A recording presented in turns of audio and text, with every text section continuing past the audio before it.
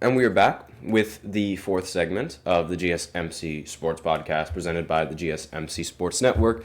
And in this fourth segment, we are going to talk about the Chiefs beating the the Chiefs beating the Houston Texans. And you'll notice I say with some help. That was because that there was some questionable things that were going on in this game, and it sort of aided the Chiefs in a way that the media just did not like whatsoever. Not even the broadcasters liked it. And you know exactly where I'm going with this, but we're just going to not talk about that yet. I want to save that for the very end, because I feel like most of you guys already know where this is going, but I do want to sort of, sum up the score and the play-by-play and things like that. Just give me 1 second while I pull up the box scores, and I will say that the internet is very, very slow right now, but okay, here we go. So the Chiefs, they ended up winning 23-14. They, again, similar to every other game that we talked about, the Texans ended the game with more total yards on offense, but they still ended up losing because they could not retain the ball. And they also suffered from missed opportunities, and as well as the Chiefs' defense just being the Chiefs' defense. It's like, the media, they make fun of the Chiefs because they use, dark magic or something to win these games, similar to how Tom Brady used dark magic to win his games, but nobody wants to talk about that. Nobody even dares to say, oh my goodness, whoa. It's like this isn't the first time that a team has gotten ridiculously lucky in a lot of games. Like, the Patriots have been doing that for years, but no, it's because, it's Tom Brady. Oh my God, he's the greatest. All that stuff. It's like, it completely neuters and cancels out any sort of luck just because, and the minute people say, it's Tom Brady, he has 7 rings, it's absolutely disgusting, because there have been way more luckier moments with Tom Brady and the Patriots, and Tom Brady and even Tampa Bay, than what the Chiefs are doing right now. I have a whole video on that if you guys are interested. You can look it up on the GSMC Sports Podcast. I go on a tangent about how Tom Brady is one of the luckiest players in NFL history. Because he is. Whether you like it or not, he is one of the luckiest players in the history of the NFL. No ifs, ands, or buts about it. But this game started off very, very boring. Both teams decided to do a 3-point contest. So Kansas City took a field goal. Then the Houston Texans, they took a field goal. Then Kansas City responded with another field goal. But then the Texans decided to stop the 3-point contest and started punting, which the Chiefs took as a challenge and decided to punt again. And then the Houston Texans missed their 3-pointer, their field goal, same thing. And the Chiefs responded to that with a touchdown to make the score 13-3. But guess what? Houston was not backing down from the 3-point contest. They decided to take another field goal and make the score 6-13 to end the half. To open up the third quarter, however, they basically used up the entire clock to score a touchdown. It took them 10 minutes to go down the field and score a touchdown and to make the score 12-13. So they were basically one score away from winning the game. But Patrick Mahomes said, nope, I am the greatest quarterback ever. I win playoff games, you don't. And decided to score another touchdown to make the score 20-12 in favor of Kansas City. Then the Texans, they turned the ball over on downs, but fret not, the Chiefs had to punt. But unfortunately, Houston had to punt once again. Then Kansas City took a field goal to basically make the game almost impossible to win. Almost impossible. And then the Texans, they ended up getting their field goal blocked.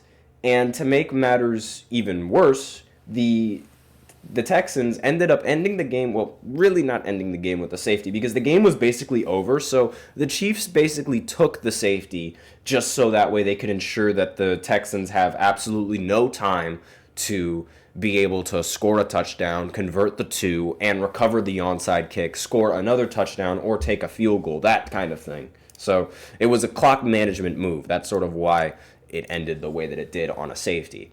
And so onto the issue about this game that a lot of fans had, the referees. Like this has been a common thing for like the entirety of the season. The NFL referees, for whatever reason, I mean we know exactly why, but they cater to, well, it seems like they cater, excuse me, I got to make sure I use the right vocabulary. It seems like they are catering to Patrick Mahomes in a lot of situations and on a lot of calls. Now, why do I say this? I say this because even the NFL review booth and the broadcasters could not understand why the refs were throwing so many flags. The first questionable flag came on a pass interference that Patrick Mahomes ended up overthrowing Travis Kelce, right? So he got hit after he threw the ball. But this wasn't a really bad hit. It wasn't a helmet-to-helmet hit. It wasn't like he may or may not have used way too much force. It looked like a solid tackle, right? Because again, this is a physical sport. You got to get to the quarterback. You got to be able to tackle the quarterback and things like that. But on what seemed to be, a regular pass attempt and a regular tackle, ended up being called a roughing the passer. And that ultimately costed the Texans a couple of yards where the Chiefs ended up scoring off of it. So that was questionable call number one.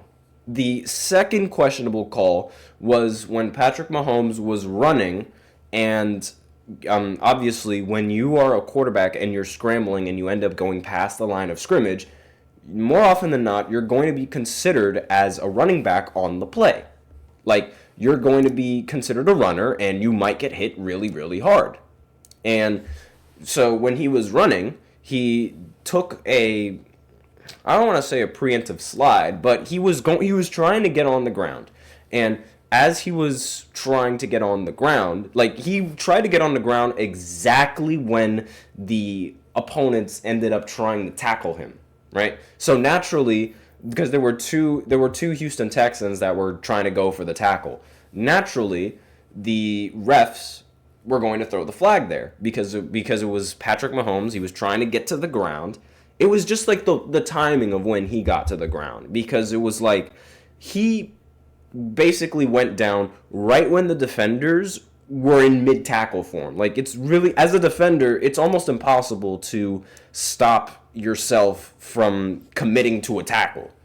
And especially when the runner hasn't like shown that he was going to slide already, right?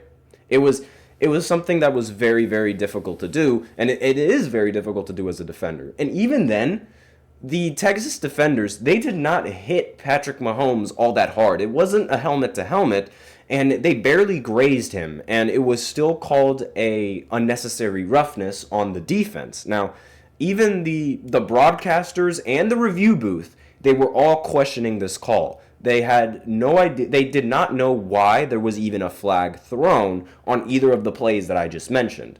And this has sort of been the trend for the Kansas City Chiefs. For whatever reason it may be, every time Patrick Mahomes plays a game, they tend to get, quote-unquote, bailed out. And that's been the trend for this entire season. That's how it worked. That's how it's been.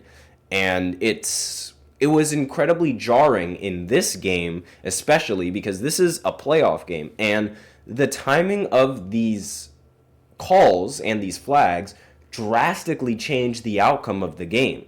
Because, again, the first flag that I was talking about was on a 3rd and long. And it was on a throw where Patrick Mahomes completely airmailed it. He overthrew Travis Kelce very badly. It's something that you do not expect Patrick Mahomes to do. And you can make the argument it was because he got hit, but regardless, it wasn't a hit that was worthy of a pass interference, but it was still thrown anyway.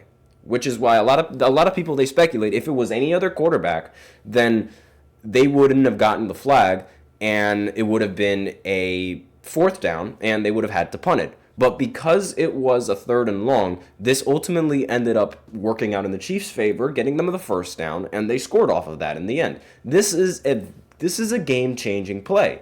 This is a game-changing call. Same thing can be said about the last penalty the last penalty that I mentioned about the unnecessary roughness. Like, that is a game-changing kind of call. And it not only does it stop the momentum for the defense, but it also gives the Chiefs breathing room to be able to do this and be able to do that. And it also makes the defense a little bit more nervous to tackle you because they're afraid that they're going to get hit with another flag. It's like there's like a whole meme going around where it's like you can't touch Patrick Mahomes, otherwise you might end up going to prison. It's just the joke, but like that's really what it felt like in this game. And I'm a big fan of Patrick Mahomes, and even I can admit that those calls were very questionable, and I did not agree with them. But at the end of the day, if it was Tom Brady, then the same thing would have happened. So I'm just like, yeah, you know what? I'm not even going to acknowledge it because at the end of the day, Patrick Mahomes and the Chiefs, they won the game. And at the end of the day, quarterbacks like that, like Patrick Mahomes and Tom Brady, are going to get catered to the refs. It happens. And they are going to, not saying that that's what the refs are doing, but it's going to seem like it because they keep winning. And people are going to, how should I say this? Blame it on luck. They're going to like say this, that, and the other. But the reality, to me at least, is that Patrick Mahomes has already proven several times that he does not really win off of luck.